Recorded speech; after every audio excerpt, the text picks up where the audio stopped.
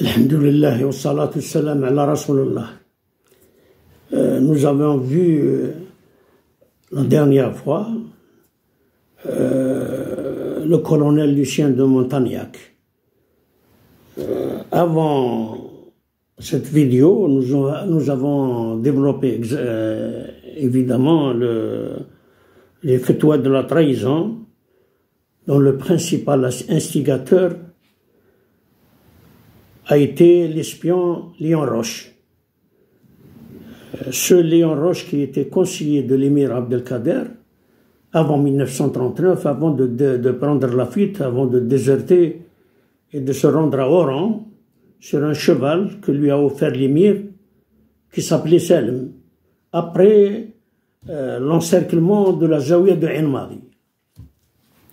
Puis il a rejoint la France où il a rendu compte de toutes les activités de l'émir, de son armée, de sa stratégie, de la composition de l'organisation de son armée et du territoire national. Enfin, il est revenu en Algérie, cette fois-ci, pour être conseiller du général Bugeaud. Enfin, la dernière vidéo, nous avons vu le colonel Lucien de Montagnac qui disait que les Algériens rampaient devant lui jusqu'à ses pieds. Enfin, il a eu ce qu'il méritait. Il a perdu sa vie dans la bataille de Sidi Ibrahim avec 427 soldats, 4 capitaines et 93 prisonniers. Il a été encerclé à l'intérieur de la Kouba, du marabout de Sidi Ibrahim, pendant 3 jours.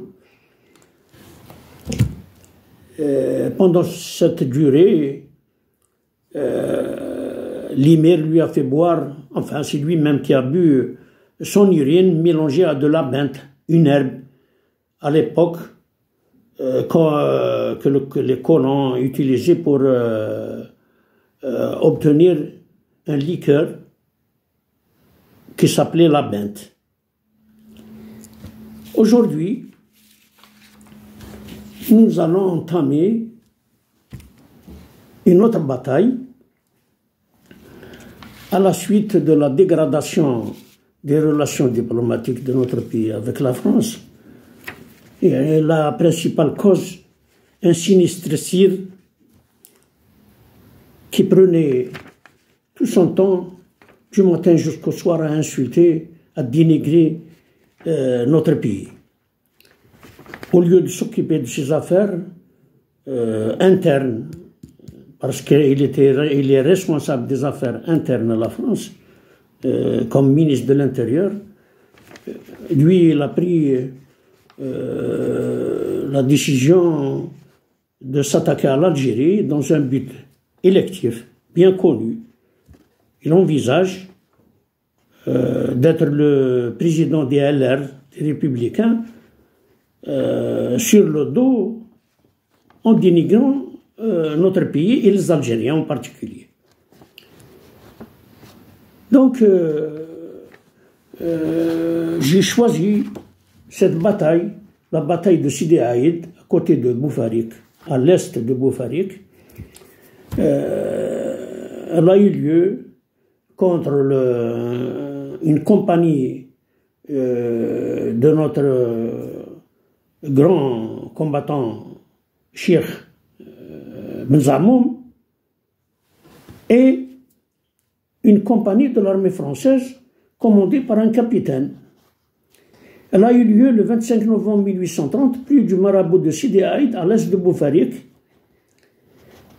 où le combat a eu lieu, et une compagnie de l'armée française composée de 55 canonniers et une femme et un fils d'un officier ont été anéantis. Le capitaine Roger, qui figurait parmi les effectifs de cette compagnie, a rédigé un volume où il relatait les circonstances exactes de cette bataille. Au lendemain de la prise de Médéa par le général de Trézel, ils s'aperçurent qu'il manquait beaucoup de munitions. Pardon, c'est le Clausel, pas Trezel, c'est le général Clausel. Il a pris la ville de Médéa le 22 novembre 1830. Il ordonna au colonel Admiro, qui était stationné dans une caserne à côté de Moussaïa, il lui a ordonné de faire diriger sur Alger une compagnie composée de 55 canonniers à l'effet de ramener les munitions d'une caserne d'Alger. Le colonel exécuta bien sûr l'ordre, mais un colonel attira l'attention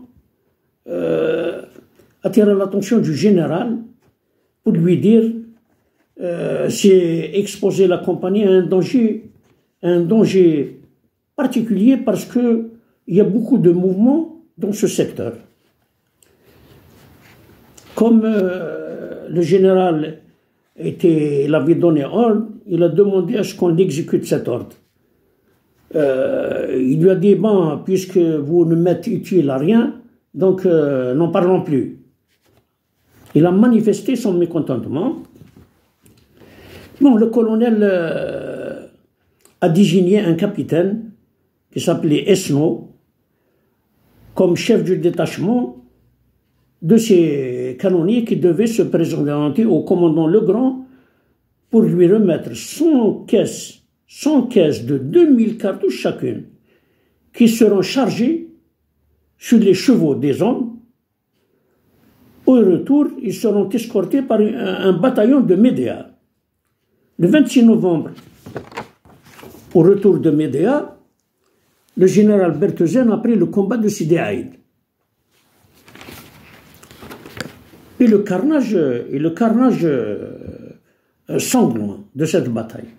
Ben Zamoum, à la tête d'un bataillon, était venu attaquer le colonel Rullière à Blida, où un combat de rue a eu lieu. Comme le colonel Rullière a constaté qu'il ne pouvait vaincre Ben Zamoum, il avait ordonné de quitter la ville de Blida par la porte d'Alger. Ensuite, Benjamin aussi a quitté la ville de Blida et s'est dirigé vers Alger, par Boufarik. Le 27 novembre, lorsque le général traverse la ville de Blida, de retour de Médéa, la ville était encombrée de cadavres, de vieillards, de femmes et d'enfants, de juifs, tout à fait inoffensifs. Ils ont été trouvés démunis d'armes. Aucun ne portait une arme.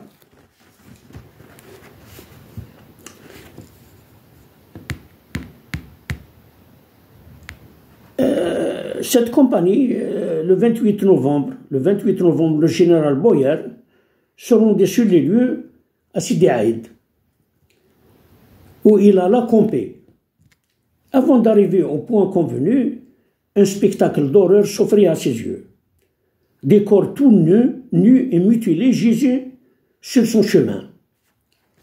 Des corps, des cadavres, des canonniers, ils avaient été tous tués. Des 55. On trouva tout de même le cadavre d'une femme, sans doute celui d'une cantinière, et le fils d'un officier, Frédéric de Fondo. Il accompagnait le convoi pour aller se promener à Alger.